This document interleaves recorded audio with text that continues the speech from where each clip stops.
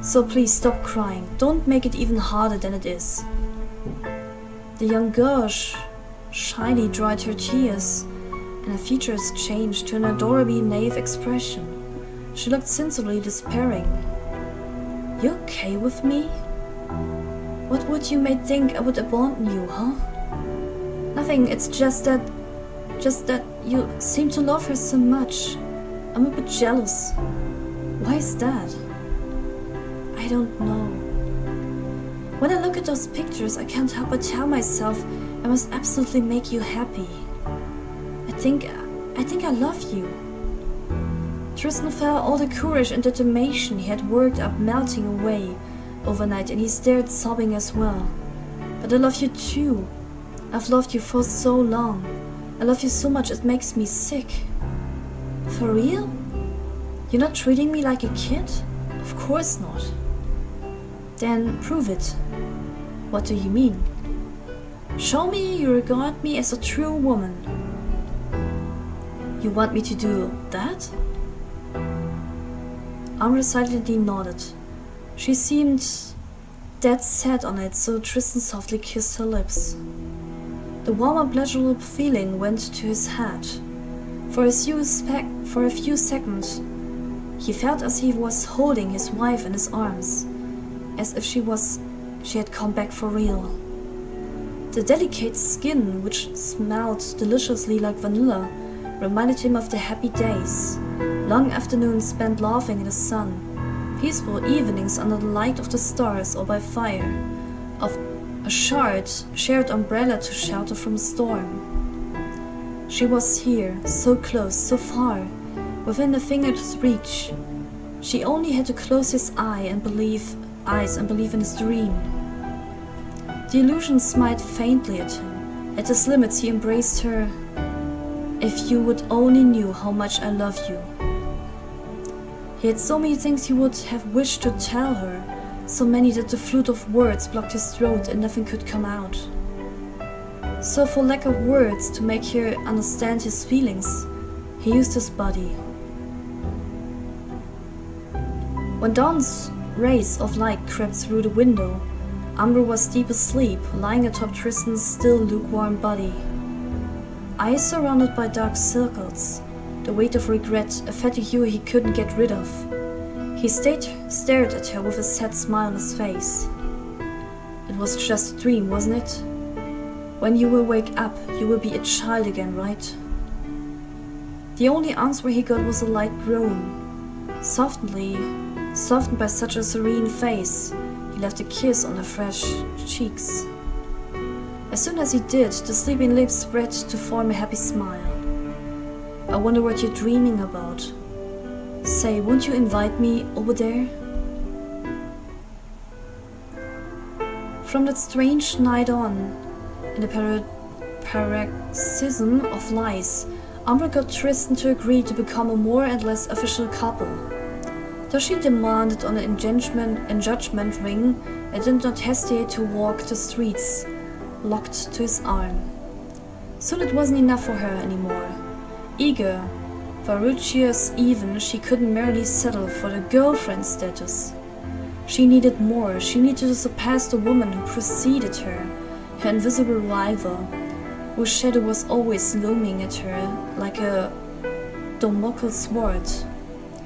So she dragged Tristan to wedding shops while dreaming of a perfect ceremony of a big day.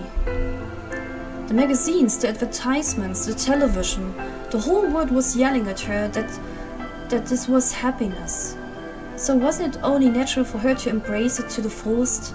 Wasn't it every little girl's dream? Marriage was promised and sold like a real-like fairy tale application. There was a very expensive, beautiful dress, a princess dream. The Brit had to be the story's heroine, and everyone only had eyes for her. And then she would have at her service all the cosmetic and superficial accessories in which a star is constantly bathed. Famous singers all lived in some sort of permanent wedding, a strange and unlikely fantasy.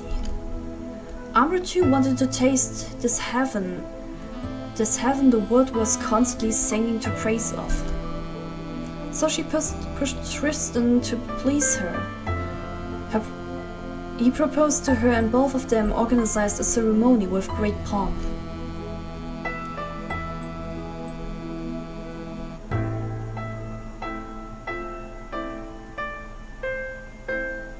On that day, Ambre, still so frail, seemed to shine even more brightly than ever.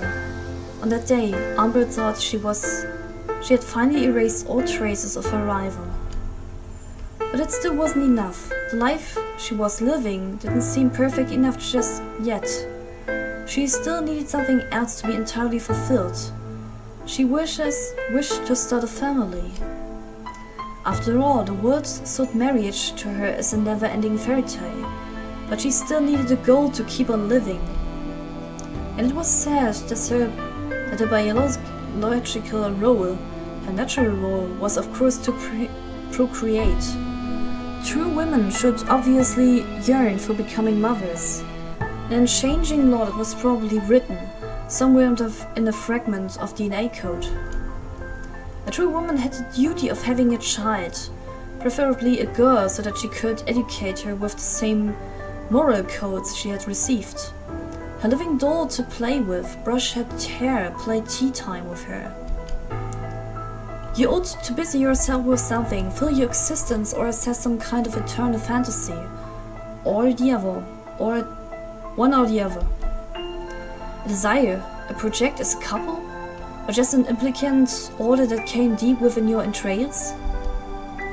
Ambre had read and seen everywhere that those who didn't want kids were automatically unhappy without realizing it. Immature, always disabled by selfishness or neurosis. True love should bear fruits, just like the princess could only be revered as such as the prince. That's where Cinderella's myth lay. Ambre didn't know it yet, but the clock had started ticking long ago, and was dangerously approaching its final moment. Tristan Mallory took rather coldly the urgency of the young girl to procreate. He did his best to clumsily claim that he had more than enough time, that they would see that later, that he was ready to wait, but she kept insisting more and more. Months went by, and the young girl never got tired of reciting all the things she intended to do with the providential baby, describing from A to Z how she would dispense her education and the accessories that would be necessary. Her biggest wish was to give birth to a little girl she could gassy up as much as she wanted. She was sighing while imagining how she would shower her with gifts, how she would go shopping with her and evolve into a kind of cool and friendly big sister-like mother. Scolding. She was way too afraid that her future child would hate her to even think of it. Her angel had to love her. It was obvious she would be a good mother and everything would go perfectly, the best of all worlds. Ambre spared no arguments to convince Tristan. Motherhood became in turn the realization of a little girl's dream, the logical and infallible consequence of a lasting relationship, the greatest proof of love it could never ever be, a way to conform her to the norm. Months slowly, dreadfully went by to the rhythm of Ambre's growing obsession. She was always eagerly awaiting a sign, watching out her body for the indication of a good news. Try after try, she repeated that the time would be the one. However, she had to face the fact that something was wrong, that something wasn't working. She might well desperately attempt her hardest, she still wasn't pregnant.